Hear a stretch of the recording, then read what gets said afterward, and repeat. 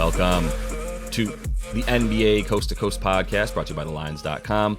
Coming to you from the West Coast, Josh Lander, joined by my guy Nate Weitzer on the East Coast. And we are looking at 7 games on Tuesday night here with player props coming for you guys. Got 4 here for you to choose from. Want to make sure you are liked and subscribed to that page. We've also got another couple game videos up for you on this slate tonight, so you can check those out. Also, head to thelines.com. That's where we have all of this stuff in great written form. And you can use our odds finder tool up there. Make sure you're getting the best juice back on all these player props you're making in the NBA this season. Nate, let's go ahead and jump into your first NBA player prop for tonight, Mr. Donnie Mitchell. Back after a 3-game layoff, yeah, he's probable.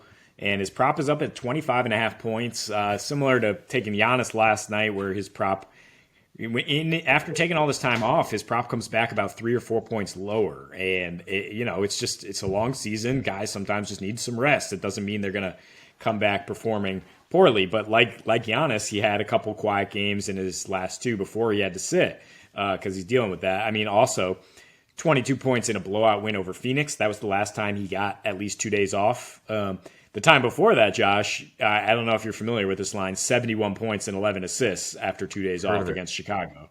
Not saying he's going to go clean off, but he does average 32 and 7 assists in his last 4 against the Knicks on very good shooting splits with 34% usage. Went for 38 and 12 in his debut with the Cavs against the Knicks. And a quiet game at MSG, his first one with the Cavs here. 23 points in just an absolute gross game on a Sunday afternoon. We talked about 92-81, both teams uncharacteristically just utterly terrible on offense in that game where who knows how hungover people were. Right now, the Knicks are playing terrible defense, though, in this 4-game losing streak, a 131 defensive rating, no rim protection without Mitchell Robinson. And they're allowing the 6th most points to shooting guards in the last 7 days. So 25.5 points is too low, in my opinion. I think you can tack on the assists if you want as well, because Mitchell's going to be making plays all over the place against a struggling defense. Yeah, I get it. Definitely Donnie loves playing against New York. It's so classic Knicks. They're probably going to get him in a deal when he's 36 and just not good anymore in classic Knicks fashion when they could have had him right now, but they didn't want to give up Quentin fucking Grimes. Anyway, Donnie Mitchell over 25.5 is a great call against this Knicks team, and it's too low, and it's too low in part, like you said, because he's been out for a bit. You took advantage of Giannis with that last night, who had 20 in the first half, only played 6 minutes in the second half, but still scored 9 points to get you over that 28.5 that you had, so really proud of you there, and I think this is another great call, and I'm riding with you on it. So another great call by you as well is Mr. CJ McCollum. I'm actually, just to be honest with everyone, tailing you on that one. 24.5 points for him tonight. Minus 105 on DK. He has cooled off a little bit after he had, some pretty big performances in his previous 5 games, but there's still no Zion, still no BI. And without, Zion, his usage goes up from 25 to 31%. So we are relying on him coming up there. His points per game go up from 19 to 23 when Zion's not in this season. So, there's still plenty to like. In his last 5, though, he's also been, feeding Joval. He's been playing against Detroit, Cleveland, and Miami twice in those games. So he's had 23, 5, and 7, last time he played against Orlando. But still, it's that usage rate we're talking about, in this last 5, 30%, 35 minutes per game, and 38, 32% split. So he just needs to shoot better a little bit, obviously. But if the usage is there, you can feel a little bit better about him coming out of that. Denver, they're back at home. Denver's going to be on the road, so New Orleans back at home, where Denver on the road, the 28th opponent effective field goal percentage. They are much better at defense and pretty much everything at home this season, as seems to be the case with most teams. And when CJ's at home, we're looking at about 22 a game, 6.5 assists. Splits get back up to 44% from the field, but 44% from 3 as well, which is really what you hope for him, is that if he's hitting, 2, 3 threes to add to that mid-range game, you can feel pretty good about him. And I don't think there's anyone that's really going to necessarily be able to lock him up as a solid matchup. He'll probably see a bunch of Kentavious Caldwell-Pope if he starts going off on guys like Jamal Murray's, but I still think he's able to get his points tonight at 25.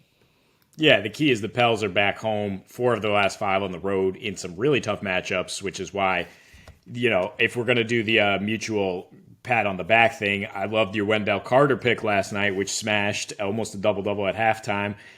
It's the same idea. He had a rough 3 games. CJ's had a rough 5 games for sure. His splits have been way down. I'm looking mostly at the matchups, though.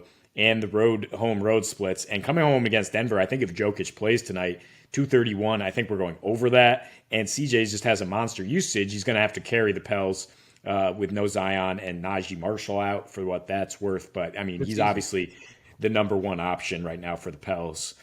Going back to the well with White Wilt, Ivica Zubac, and he hit that double-double on Friday against the Spurs. We don't expect a ton of points in this Lakers-Clippers game, but I think there's still some good overs to take.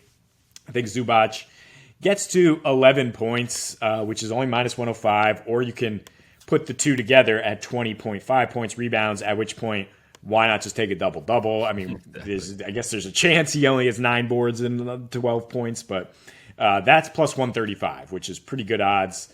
He double-doubled in 3 of his last 4, and in 3 straight against the Lakers, I believe, 14 points, over 11 rebounds, also 3 blocks, playing 32 minutes per game. Anthony Davis was active in 2 of those. So, I mean, it's obviously an easier matchup, but still the Lakers are running out big lineups with either Thomas Bryant or Gabriel playing, and still they're giving up the 4th most paint points at home. So it should be pretty easy for the Clips to feed him down low. If you expect a bit of a slow start, again, for the Lakers defensively, Zubac tends to do a lot of his damage early when it's just kind of that quick start and you get him a few layups just to get the offense humming. So I do think he gets another double-double here, or at least gets you 11 points.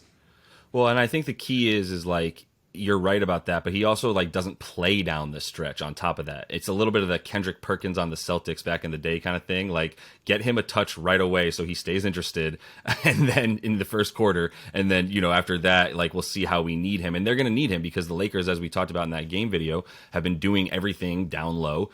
They've been slowing things down because they've been inserting Thomas Bryant and Wenyen Gabriel into the lineups way more often, and there's not as much small ball LeBron or Russ Westbrook playing the center or whatever. So there's a lot more reason to have Zubac out there, and I think you can expect him to be playing down the stretch those 30 minutes a game. I think you can expect him to be getting about the 32 and a half that he's been getting against the Lakers for that exact reason. So I got to finish things off in a very morose fashion here. JB, my guy, Jalen Brunson, under 30 points and assists. Just hear me out.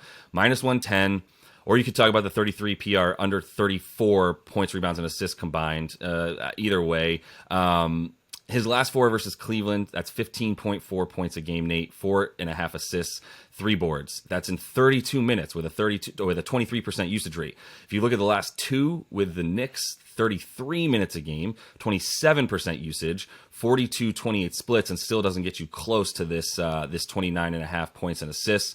Cleveland allows the 3rd fewest points per game to point guards, and the 5th fewest assists, the 6th fewest rebounds, the 2nd fewest three-pointers made. This is a very, very good defense, and a defense that Jalen has struggled against for a reason. I think he's going to have trouble as soon as he gets anywhere within 17 feet of the basket. And obviously, you don't love the defense of Donnie Mitchell and Mr. Garland over there, but I think Jalen's still going to have trouble with anyone else who he tries to get by. And it's just a high total for him tonight. Tell me why I'm wrong. I'm happy to be wrong. No, I think you made a pretty solid case. I just shake my head because we both love Jalen Brunson so very dearly and do not want to root for him to go under. But I mean, the Cavs are an incredible defense, and they limit the mid-range and scoring down low, which is where he does most of his damage, and unless he can get hot from deep. If you don't want to go that route, I know we threw out a couple Wizards. We were actually thinking about taking the Wizards +7 at Dallas. But those are 2 of the least predictable teams in the NBA in terms of betting, so we steered out of that one. But I think role players with Porzingis out, Daniel Gafford at 18.5 points, rebounds, could see a big role. But I was looking at Monty Morris, who's had a nice 3-game run here. He's been starting, playing a lot more than DeLon Wright, to get 15.5 points and assists. And he's been diming up like 7 assists in his last 3, playing that setup role for Brad Beal. So I would look at that one if you want to take an over on a point guard. I like the Wizards to cover 7.5 points. By the way, I'll just say that. So yeah, I like the fact that you're on some of these Zards as well. I think that with Brad Beal back, they've got a little bit of a push to make, at least to see what they can salvage from this roster. And Kuzma will continue his national tour of please trade me, so he's going to continue to play well as well. And that is all the time that we have for you guys in this one. Please make sure to like and subscribe to that page. Continue to follow along with us. And until we see you next, happy betting.